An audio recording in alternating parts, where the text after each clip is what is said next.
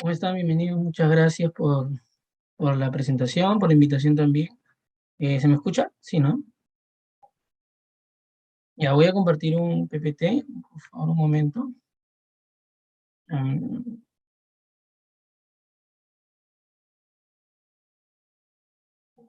mm, Creo que debí compartir el primero.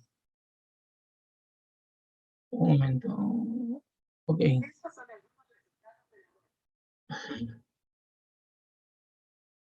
Ya voy a colocar un cronómetro para no pasarme de tiempo. Disculpas.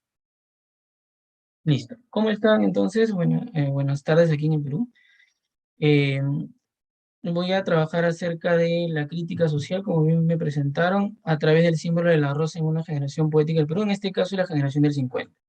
Los poetas del 50 fueron varios, se inspiraron también o partieron también de algunos conceptos sobre la poesía, trabajados tanto por Vicente Huidobro como Nicanor Parra, ¿no? Vicente Huidobro creó este vanguardismo llamado creacionismo, en el que se planteaba pues que el poeta era un pequeño dios y podía crear cualquier tipo de universo, ¿no? Sin reglas. Mientras que Nicanor Parra planteaba que los poetas habían bajado del Olimpo y que esta poesía se volvió un artículo de primera necesidad, es decir, que debía usar el lenguaje del pueblo, llegar al pueblo y ser para ellos. Por esa razón es que Parra llama antipoesía fuera de lo tradicional, rompiendo con el elitista, y su lenguaje podía ser muy, incluso muy soez, ¿no? Eh, bueno, justamente Nicanor Parra va a ser uno de los poetas que va a marcar a muchos de los escritores que estamos viendo. Estos son varios exponentes del 50, no son todos, son algunos de los que trabajaron justamente la rosa en su poesía. Eh, no vamos a hablar de todos ellos, solamente algunos trabajan la rosa de manera particular, como lo voy a mencionar un momento. Digamos que lo que más me llamó la atención en este momento de mi estudio fue que hubiera una coincidencia entre varios escritores, varios poetas de esta generación, que justamente habían desarrollado poemas a la rosa específicamente. En este análisis encontré que hay dos vertientes. Un tratamiento de la rosa en forma tradicional, donde se le trata de bella, se le simboliza como la mujer, como la amada, o como elementos de eternidad o caducidad. También cantos a la belleza, o simplemente como adornos. Y hubo otro grupo de poemas trabajados en los cuales se observaba a la rosa de manera poética específicamente, ¿no? Como una excusa para hablar de la poesía, del quehacer poético y qué significaba esto para los escritores. Al mismo tiempo que la poesía comenzaba a tomar tonos más sociales o comprometidos. Uno de ellos fue Manuel Escorza, tenemos la Epístola de los Poetas que vendrán de 1955.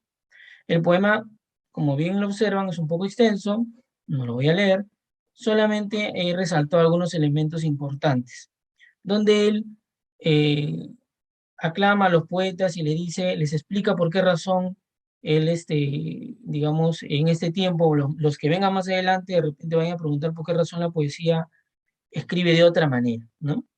En resumen, vamos a usar el concepto de modo simbólico que Eco empleó. Humberto Eco mencionaba no el símbolo, sino cómo se podía trabajar de un modo simbólico a un objeto. Entonces él veía que en una nebulosa de contenido tenía que activarse, ese es el concepto que usa, nebulosa de contenido, tenía que activarse algún rasgo para poder asociarlo con algo, alguna idea, ¿no? Por ejemplo, si hablo de una rueda, podría usar el rasgo de la circularidad para hablar de repente de lo infinito, ¿no? Y por lo tanto, podría hablar también de Dios, cuya característica de ser infinito. El tiempo, que habla de un inicio y un final, también podría estar asociado a la rueda, y etcétera. Bueno, en este caso, el poema que hemos observado de Scorza plantea a la rosa en una característica combativa. ¿Por qué? El modo simbólico que se aplica acá es una rosa como símbolo de poesía, es belleza, ¿no? La belleza ligada a la literatura, no a la poesía. Una metáfora que él emplea es si la poesía debe ser una solitaria columna de rocío, ¿no? Entonces es importante ver cómo en esta metáfora también hay ciertas oposiciones escondidas, ¿no? Él pone en entredicho que la poesía vaya a ser esto, ¿no? Lo solitario en oposición a lo comunitario, ¿no? Eh, si ustedes observan el poema, habla justamente de un pueblo que se despierta, que levanta, ¿no? De un hombre libre.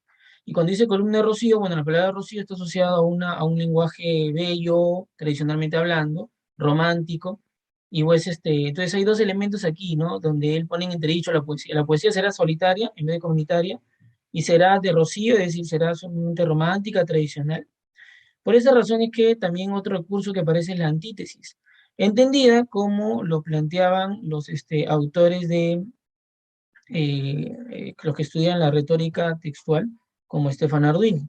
Ellos plantean la antítesis en cualquier elemento de oposición, ¿no? Entonces aquí, cuando dice hay cosas más altas, justamente dialoga con la antipoesía de Nicanor Parra, donde Nicanor Parra decía que el poeta había bajado del Olimpo. Lo que plantea acá Scorza es más bien elevar los temas del pueblo a un elemento alto, ¿no? Subirlo más bien, ¿no? Entonces, luego menciona que ya no hay que llorar amores perdidos. Justamente este es otro modo simbólico tradicional en el cual la rosa era símbolo del amor, ¿no? Y acá el poeta entonces relega a ese símbolo tradicional para darle un punto más, un aspecto más, eh, más cotidiano, más popular, más comunitario a la poesía.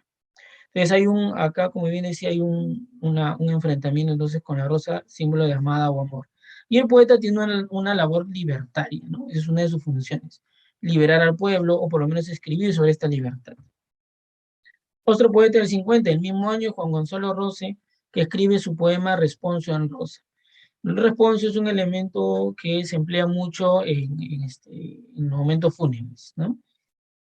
Aquí ha muerto un personaje y se repite constantemente la palabra rosa porque se va a sembrar rosas en la tumba de esta persona que ha muerto por la paz y va a poder repercutir, ¿no? Esta lucha, esta muerte por la paz para que pueda de alguna manera reproducirse la paz en el mundo entero, ¿no? De alguna manera nos hace recordar un poco al poema Masa de otro peruano como César Vallejo, ¿no? Donde habla de uno y un grupo, ¿no? Un mundo, ¿no? Entonces, cuando en el poema Masa también resucitan al muerto es porque todo el mundo se junta a decirle que se levante el muerto, ¿no?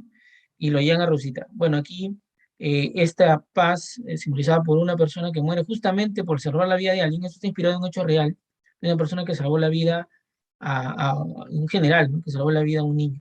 Y por esa razón los últimos elementos mencionan un niño salvado. Aquí observamos que el modo simbólico es la rosa como símbolo de amor, pero un amor fraternal, ¿no? La metáfora del mundo, ¿no? El mundo va a ser el rosal encantado, o sea, todas las rosas juntas, ¿no? De alguna manera, algo maravilloso, encantamiento, ¿no? Algo, ideal, ¿no? Donde se proyecta, da sombra, dice, ¿no? Se proyecta, hay una idea de trascendencia acá. Justamente mencionaba el último también, donde Rosal en su tumba dará una rosa más, en la trascendencia, ¿no? Muere, pero salva una vida. Y cuando llegue eso, es posible cambiar los fusiles por rosas. Ahí está la antítesis otra vez, ¿no? La esperanza de llegar a una paz a partir de una lucha, ¿no? Según lo que plantea este poeta. Luego tenemos a Salazar Bondi, que escribe Rosa Escrita en el 64, y a Eyelson en el 65 que escribe el poema Rosa. ¿Por qué esta vez los hemos juntado? Porque los dos hablan de una rosa escrita, ¿no? Mientras que uno he resaltado elementos nueces sin saber por qué para Eyelson es todo un misterio esta rosa de la que supuestamente está escribiendo, no todos se ponen en entredicho, mientras que para Salazar Bondi, él ya sabe, dice, que ya sabe que está huérfano, ya sabe que son tristes, distintas características que vienen después, asociado a la muerte también, y finalmente viene una posición que es la vida, ¿no? En una rosa viva, espesa, que tiende así en el fondo del amor como en la tierra. Bueno, aquí vamos a notar dos modos simbólicos, ¿no? La rosa asociado con la poesía, en el caso de Eyelson, y en el caso de Salazar Bondi, la rosa asociada como el amor, pero al mismo tiempo como un escenario de vida. Los dos desarrollan una rosa escrita versus una rosa concreta, ¿no? Los dos. Sin embargo, hay que aclarar que Eyelson desarrolla una rosa ligada más a la poesía, nada más netamente. Por eso su reflexión va sobre la poesía en sí, mientras que Salazar Bondi, su reflexión va sobre el quehacer cotidiano, sobre la vida misma, ¿no? Sobre lo que se hace, ¿no? Constantemente mientras está vivo. Entonces se percata que lo que él hace mientras está vivo es hablar de una rosa que no existe, que es escrita, que se asocia con la orfandad, con lo artificioso, mientras que la rosa concreta, la que él extrañó, alguna vez tocó cuando pensó en una mujer justamente, es la rosa que le da vida y es la rosa que se asocia también a la tierra misma. El desenlace en el lado de Gilson es que el poeta que habla pues termina en una sensación de ignorancia, impotencia e incertidumbre frente a la poesía, no sabe cómo definirla, mientras que en el caso de Salazar Bondi, el poeta se queda en una sensación de tristeza, angustia y rechazo frente a este quehacer al que se enfrenta, ¿no? Que es una rosa artificial, ¿no? La vida a la que está enfrentándose. Luego tenemos otros dos poetas que hablan, Blanca Varela y Alejandro Romualdo. Los dos también hablan sobre el elemento de la rosa. La diferencia es que Varela solamente lo menciona en inglés en el título, mientras que Romualdo lo menciona constantemente en el texto. Mientras que, bueno, los dos hablan de la rosa, ¿no? Como poesía, ¿no? Hay una rosa desmitificada en el caso de Varela, mientras que en el caso de Romualdo es una rosa más concreta, más material, justamente porque Romualdo también fue escritor comunista, creía mucho en el materialismo, ¿no? Muchos de estos escritores fueron comunistas, ¿no? Eh, y después vamos a ver por qué, también era el momento, la época, ¿no? En los 60 se explota, perdón, eclosiona, ¿no? Y tiene éxito, en 59 específicamente, la Revolución Cubana también, que va a hacer que surja un grupo de guerrillas en toda Latinoamérica, ¿no? Y Perú no fue la excepción. En el caso de Varela, hay una antítesis ligada a un ataque a la belleza tradicional, donde la belleza tradicional va a ser tildada de todos sus elementos en su poesía. Mientras que en Romualdo se ataca la poesía de Martín Adán, de un poeta específico peruano, ¿no? A la cual la tildan de idealista, abstracta, engañosa y enajenada. En el caso de Varela, el desenlace es que ella rechaza totalmente una belleza institucionalizada, a la cual finalmente tilda de ridícula, masiva y obsoleta, ¿no? La rechaza completamente. ¿Por qué? Porque Varela rechaza todo el sistema de valores, ¿no? Todo el sistema ligado a la gente que pueda manejar la política. Entonces, todos esos valores, también ligados a sus recursos, a sus estilos, a sus conceptos de belleza, ella lo va a rechazar constantemente en todo su poesía. En cambio, Romualdo lo que va a hacer es reivindicar lo concreto y lo cotidiano en la poesía, porque Romualdo es uno de los mejores escritores de lo que es la poesía considerada en esa época como una poesía de compromiso social, donde va a reflexionar sobre una poesía que debe llegar más al pueblo, ¿no? Y a los temas cotidianos que no eran tradicionalmente tocados en la literatura, ¿correcto? Y otra vez ese elemento ligado a la antipoesía de Nicanor Parra. Voy a empezar con el final en estas conclusiones, ¿no? El contexto en que se vivía, ¿no? Mientras se escribía la generación del 50, que seguiría escribiendo hasta los 2000 incluso, es ¿no? Apareció un golpe de Estado del general Manuel Aldría en 1948 que duró 8 años de dictadura hasta 1956. En estos años hubo toda una persecución política terrible contra cualquier persona que estuviera en contra de las ideas de Aldría. Entre ellos, justamente, estuvieron como víctimas de destierros por esta persecución política Manuel Escorza, Juan Gonzalo Rose, de quienes hemos leído justamente sus poemas, y también un poeta muy político, de quien no hemos leído ningún poema porque justamente no lee La Rosa, que es Gustavo Balcarce. Estos van a ser exiliados y finalmente muchos de ellos van a ir a México, donde también hay un desarrollo de ideología comunista, de izquierda, ¿no? Socialista. Hay también abusos de poder, hay contención en las manifestaciones, hay infiltrados, hay corrupción, eh, Odría acalla a sus rivales, usa tretas políticas para que él sea el único candidato. Hubo una fuerte migración de las ciudades, muchos analfabetos, con la promesa de que iban a tener educación y los alfabetos no votaban todavía. pues entonces comienzan a migrar a las ciudades para poder acceder a esta escritura y a las votaciones, elecciones.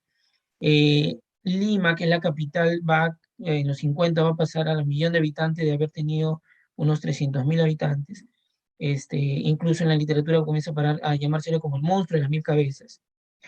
Se desarrolla mucho la izquierda ante la corrupción, ante la incapacidad de los distintos gobiernos, no solamente Odría, ¿no? En los 60 aparece el gobierno de Prado, y entonces también ante esta insatisfacción, pues se desarrolla la izquierda que llega a puntos extremos, como dirían los neoliberales, que eran perdón, liberales, que eran los que comenzaron a gobernar. La política era liberal aquí, y comenzaron a desarrollarse grupos guerrilleros en el Perú del 62 al 56, también movidos por esta revolución cubana. Entonces, la poesía va a comenzar a responder de alguna manera, ¿no? Lo curioso de La Rosa es que aparece en una figura literaria que se va a volver un campo de discusión poética. Y lo que se va a debatir es cómo es que, o por qué es que, lo que se va a hacer, perdón, es debatir sobre lo temático y lo estilístico en cuanto a la poesía, y se les va a oponer. Entonces, al estudiar y al reflexionar sobre la poesía, se llega a las conclusiones de que la lírica debería ser una poesía que apunte a lo vivo, debe ser una poesía inconforme, buscar la fraternidad, debe ser combativa, debe hablar de lo cotidiano, con mucha literatura crítica y también con una conciencia política por parte de sus escritores. Finalmente, la metáfora y las figuras literarias para la retórica textual de Stefano Ordini no son recursos de adorno, sino son formas de conocer y ordenar el mundo.